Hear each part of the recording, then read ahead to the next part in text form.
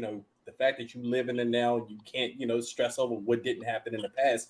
But I still kind of live in the past because this team doesn't give me much to live for in the moment. And you, man, I gotta say, man, I gotta brag on you for a little bit, bro, because you gave me the best moment I've ever seen in Cowboy Redskins Commanders slash rivalry history. Like that moment, that Monday night, I'll never forget it. So kind of, I want to go back to that 2005 year when that trade went down. And obviously, you got traded for Lavernius Coles. Now we knew, from the Washington standpoint, like how it went down from our side, but how did it go down from your side? Like, were you kind of surprised that this went down? Were you happy that this happened? Did you know it was going to happen? Like, kind of walk us through that a bit.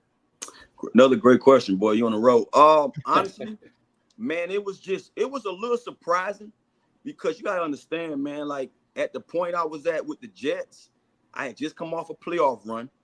The year before, I had my first 1,000-yard season, the first year I ever started as a receiver. Actually, they waited till week 5 to start me.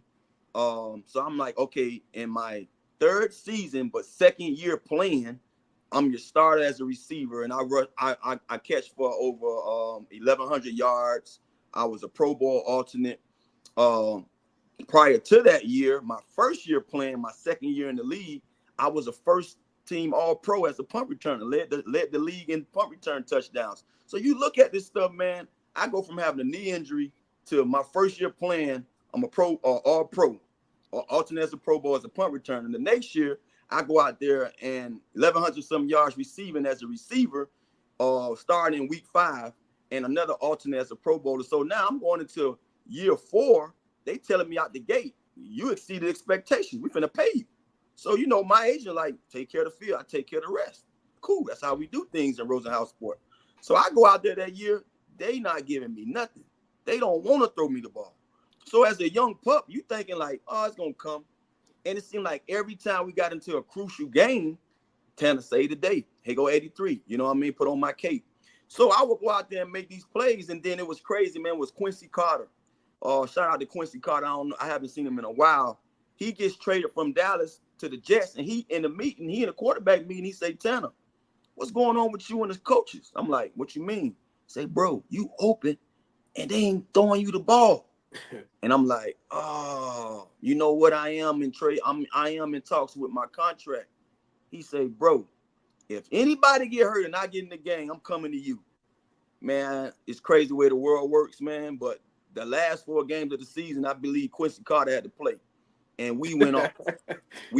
And so I go from having a mediocre season until I caught fire and the team caught fire. We go into the playoffs.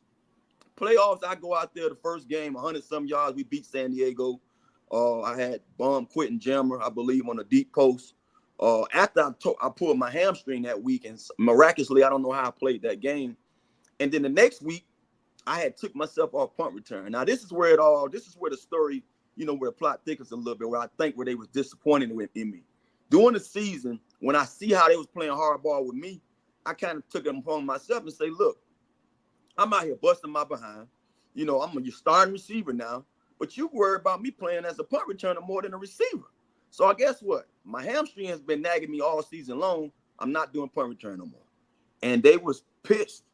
But at the same time, you got to respect game. I'm your starting receiver. You going to be that mad?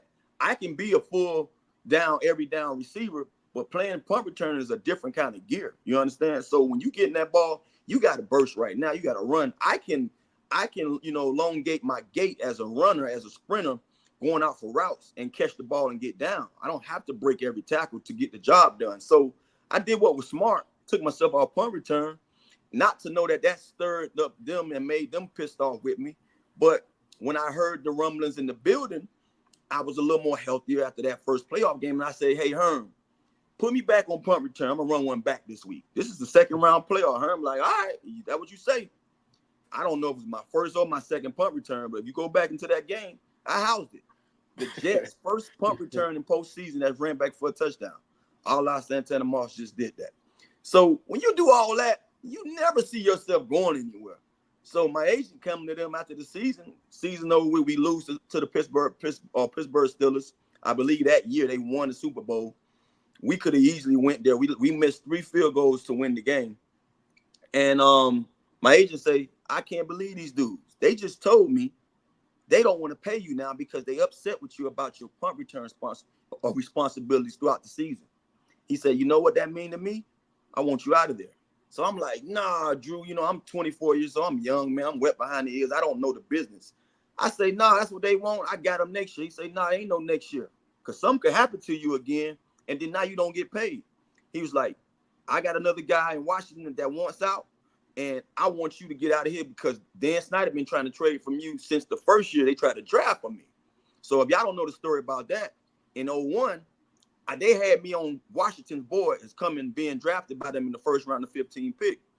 But Schottenheimer, who was the head coach at the time, he went against Dan's word and got Rod Gardner me. That's why the Jets moved up and got me at 16, right behind Washington, because they thought I was going to Washington. Everyone thought that leading up to that week. So I thought that too.